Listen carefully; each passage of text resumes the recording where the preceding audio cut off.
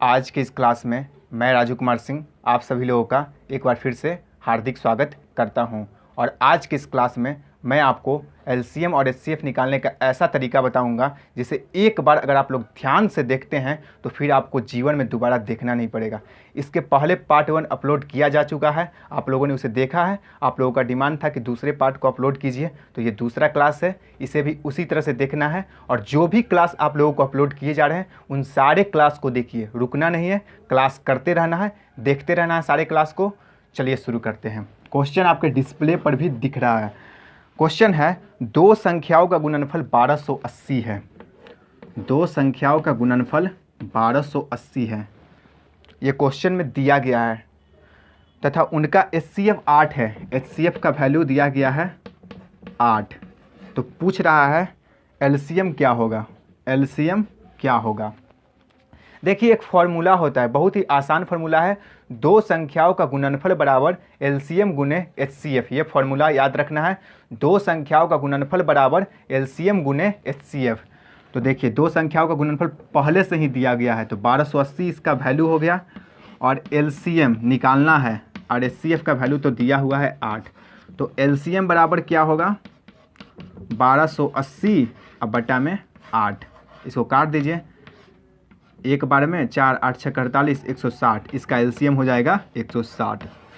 चुटकियों में क्वेश्चन को हल कीजिएगा। मैंने पहले के भी बहुत सारे क्लास में आपको बताए हैं कि मैथ के लिए आपको कोई दिक्कत नहीं होगा, चुटकी में देखते ही सारे क्वेश्चन को सॉल्व कीजिएगा। चलिए आगे बढ़ते हैं अगले क्वेश्चन की तरफ।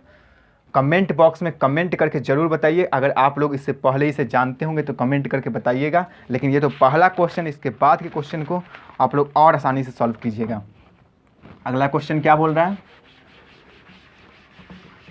अगला क्वेश्चन बोल रहा है लाइक पे लाइक करते रहना है। दो संख्याओं का अनुपात 3:4 है। दो संख्याओं का अनुपात 3:4 है, ठीक है। और उनका एलसीएम 120 है। उनका एलसीएम 120 है। तो पूछ रहा है दोनों संख्याओं का योग कितना होगा। देखिए रियल में एलसीएम 120 है और रेशियो में कितना है ये निकालना होगा। तो दोनों संख्या अभाज्य संख्या है, 3 और 4 अलग अलग संख्या है, तो इनका एलसीएम इनका गुणनफल ही होगा। अभाज्य संख्याओं का एलसीएम बराबर इनका गुणनफल, तो 4 और 3 में गुना करेंगे तो इसका एलसीएम हो जाएगा 12।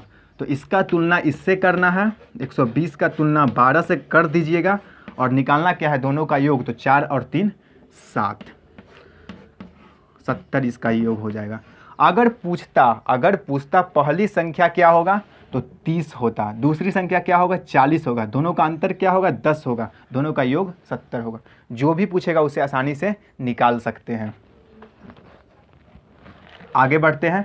स्क्रीनशॉट लेना है तो ले सकते हैं स्क्रीनशॉट, और कमेंट बॉक्स में कमेंट करते रहिए, क्लास को अच्छे से देखिए।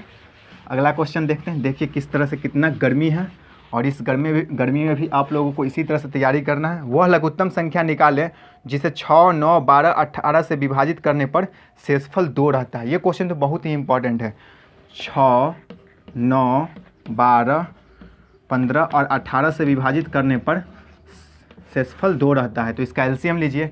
तो एलसीएम बेसिक से भी निकाल सकते हैं, और अगर आपको आता है तो इसमें सबसे बड़ी संख्या का टेबल पढ़िए और देखिए कि किससे सारा संख्या विभाजित होगा, वही आपका एलसीएम होगा। तो ऐसे इसका एलसीएम 18 का टेबल पढ़िएगा, 10 बार 180 लगेगा, और यही न्यूनतम संख्या होगा जिससे सब विभाजित होगा। ऐसे बेसिक से आपको बता देते हैं।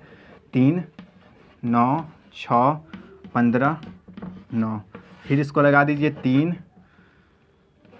3 3 3 9 3 दूनी 6 5 और 3, फिर 3 से लगा दीजिए 1 1 2 5 1, 5 दूनी 10 10 3 30 30 3 90 दूनी 180, इसका एलसीएम होगा। मैंने पहले ही बताया, सबसे बड़े वाला का टेबल आपको पढ़ना है और देखना है कि किससे लगेगा, वही आपका एलसीएम होता है। तो एलसीएम तो 120 हो गया, लेकिन शेषफल 2 रहता है, तो इसमें 2 जोड़ दीजिए। 180 में 2 जोड़िएगा तो हो जाएगा 182। 182 वह न्यूनतम संख्या है जिससे विभाजित करने पर शेषफल 2 रहता है। तो इस तरह से हम लोगों ने एलसीएम और एचसीएफ के बहुत सारे क्वेश्चन को देखें। ये दूसरा पार्ट है, इसके बाद और भी कई सारे पार्ट आएंगे, तो आप उसे भी इसी तरह से देखिएगा, अच्छे समझते रहिए। मिलते हैं आपसे अगले क्लास में। और इतिहास के क्लास जो भी अपलोड किए जा रहे हैं और इसके अलावा प्रैक्टिस पेपर जो भी अपलोड किए जा रहे हैं, उस सारे क्लास को आप लोगों को देखना है। तब तक के लिए विदा लेते हैं।